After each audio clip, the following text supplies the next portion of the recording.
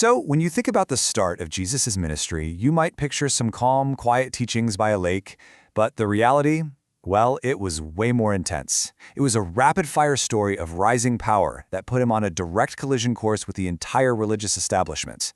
Let's dive into how his arrival in Galilee lit the fuse for this dramatic clash of authority.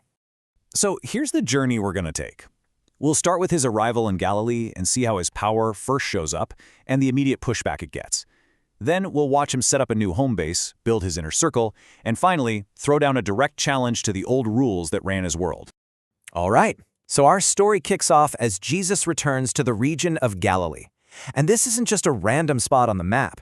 This place, its people, its politics, is going to shape everything that comes next. At first, the reception he gets is just electric. People are flocking to him, and they're captivated by how he teaches.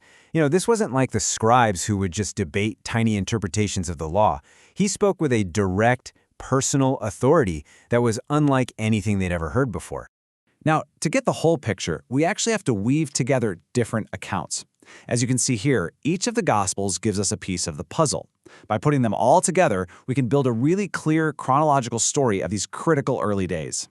But this momentum doesn't build without some serious friction.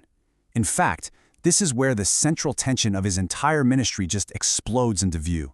An incredible display of power, immediately followed by sharp disbelief, and outright rejection. So the first big event in Galilee isn't some hands-on, flashy miracle. A nobleman's son is on his deathbed in a town called Capernaum, miles away from where Jesus is, and Jesus heals him from a distance, in absentia. That's a huge statement. It's a miracle that forces you to rely on pure faith, because there's no spectacle, no physical proof to lean on. And then, in a totally shocking turn, he goes to his hometown of Nazareth, and the welcome is ice cold. They don't see a prophet, they just see the local carpenter's son. And when he suggests that maybe God's blessings aren't just for them, their disbelief turns into pure rage. They literally try to kill him. So in just a matter of days, he's gone from being a hero to the target of a lynch mob. So after being rejected in his own hometown, Jesus makes a really strategic pivot. He moves to the bustling fishing town of Capernaum, right on the Sea of Galilee, and sets it up as the new headquarters for his ministry. He makes Capernaum what the Gospels call his own city. And this was a brilliant move. Capernaum wasn't some sleepy little village. It was a major hub on an international trade route, a real crossroads of people and ideas. It was the perfect base of operations. And from here, he's about to unleash a quick succession of events that will demonstrate his authority over, everything. It starts on the Sabbath. He's in the synagogue in Capernaum, and a man possessed by a demon confronts him. Jesus just calmly casts it out, and the crowd, they're completely stunned. They have never seen anyone command evil spirits with that kind of direct, personal authority. And he's not done. Right from the synagogue, he goes straight to Peter's house and heals his mother-in-law from a bad fever. As soon as the sun sets and the Sabbath is over, word spreads like wildfire. The entire town starts gathering at the door, bringing all their sick and possessed, and he heals them. He's just shown his authority not just over spiritual forces, but over physical sickness itself. And finally, he shows his authority over the natural world. He finds these seasoned fishermen who've been out all night and caught nothing. He tells them, hey, cast your nets one more time. And the catch is so huge it nearly sinks their boats. So spiritual, physical, natural, in a very short time, he has just asserted his power over all three. Okay, so his authority has been undeniably established. Now, Jesus shifts his focus. He moves from public demonstrations to building the core team that's gonna carry his message out into the world. Right after that miraculous catch of fish, he calls his first disciples, Peter, Andrew, James, and John, and the call is absolute. This is not a part-time gig. He asks them to drop everything, their nets, their boats, their entire livelihoods, and follow him. And they do, without even hesitating.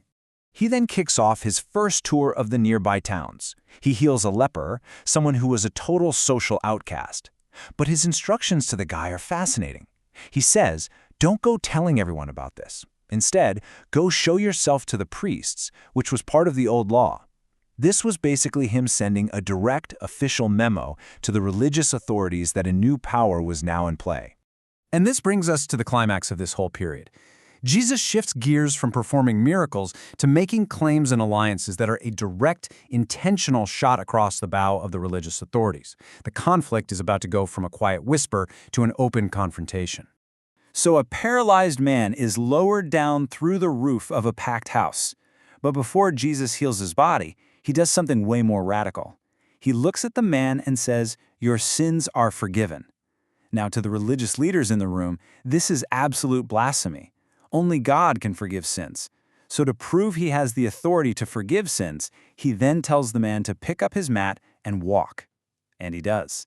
It's an undeniable show of divine power. Next, he just shatters the social and political rules. He calls a tax collector named Matthew to be his disciple. Let's be clear, tax collectors were hated. They were seen as traitors working for the Roman occupiers. And then, to make it even worse, Jesus goes to Matthew's house and eats with all his friends, a whole crowd of so-called sinners. For the religious elite, this was just beyond scandalous. So when the Pharisees challenge him, asking why his disciples don't follow their strict fasting rules, Jesus doesn't get into a debate about it. Instead, he uses this really powerful metaphor. The old system was like an old garment, rigid, built on centuries of tradition. He explains it as new teaching is like a new patch of cloth or new wine. You can't just slap it onto the old system. And this right here is the crucial point. He is not offering some minor update or a small reform. He's bringing something entirely new, something radical, powerful, and alive. It's new wine. And if you try to pour that into the old, brittle religious structures, the old wineskins, it's going to burst them. You'll destroy both. He is signaling a complete and total break with the way things were. This declaration really sets the stage for every conflict to come. And it leaves us with this fundamental question that just echoes through history. When a radical new idea goes up against a deeply established tradition, which one, in the end, has to break?